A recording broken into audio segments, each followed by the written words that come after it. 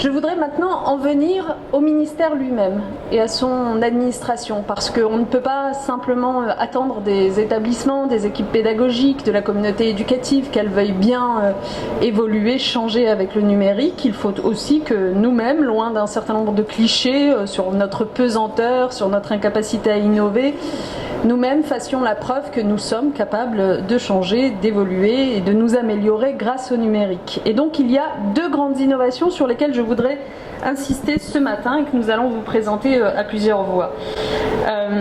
D'abord, j'avais eu l'occasion de vous le dire en début d'année, je souhaitais que nous puissions fournir à nos élèves, à nos étudiants et même d'ailleurs à ceux qui ont été étudiants ou élèves par le passé, une attestation numérique des diplômes.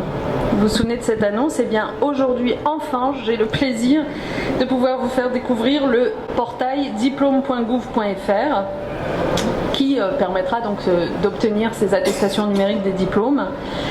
Pour accompagner les usages numériques de ce portail, j'ai souhaité nouer un partenariat avec une entreprise publique très innovante dans le numérique. Je parle du groupe La Poste, dont je salue la directrice générale adjointe en charge de la communication et de la branche numérique, Nathalie Collin, qui tout à l'heure va vous montrer l'offre de coffre-fort numérique qui sera proposée aux utilisateurs du portail. Donc il ne s'agit pas simplement pour eux de retrouver l'attestation numérique de leur diplôme, mais de pouvoir du coup bénéficier de ce coffre-fort et de pouvoir y déposer tout ce qu'ils jugent utile.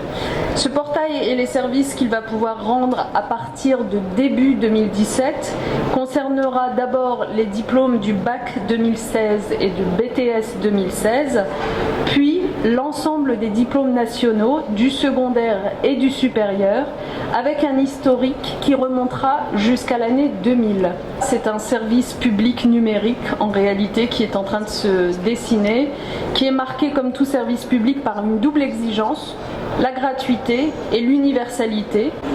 Les avantages de ce service, eh bien, c'est une extrême rapidité dans l'obtention d'une attestation sécurisée de son diplôme.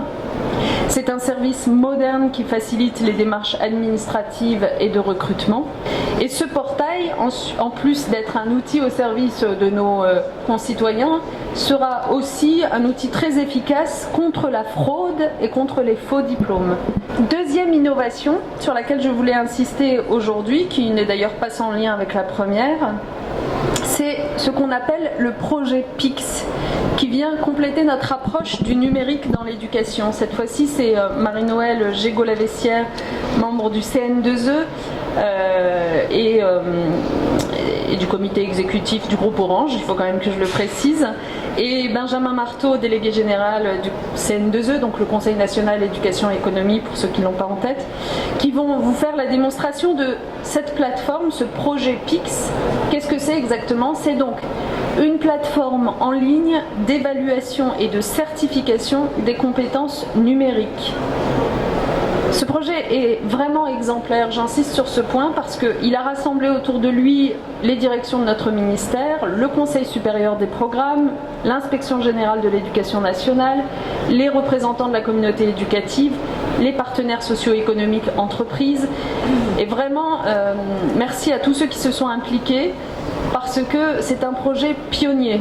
C'est en réalité la première déclinaison concrète en Europe de ce qu'on appelle le référentiel de compétences qui a été élaboré par l'Union européenne et qui va permettre à la France, à tout un chacun aujourd'hui, très concrètement, de mesurer ses compétences numériques tout au long de la vie, de les développer à travers des défis et des recommandations ciblées de formation, et de mieux valoriser ses compétences en bénéficiant d'une certification officielle, fiable et reconnue par l'éducation nationale, l'enseignement supérieur, le monde professionnel.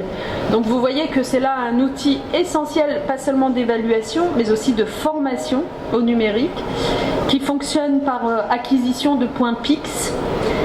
Je crois que si nous voulons que le numérique soit véritablement au service de toutes et de tous, ça n'est pas seulement à l'école qu'il faut veiller à ce qu'il s'installe, c'est aussi au service de chacun de nos concitoyens, de nos concitoyennes, qui doivent en être les acteurs eux aussi et pas simplement le subir. Mais ce dont on est sûr, en tout cas, c'est pour ça que j'insistais sur le fait que c'était une première européenne, c'est que de toute façon, ça va faire des émules dans les pays qui nous entourent. On est déjà regardé de très près là-dessus, donc...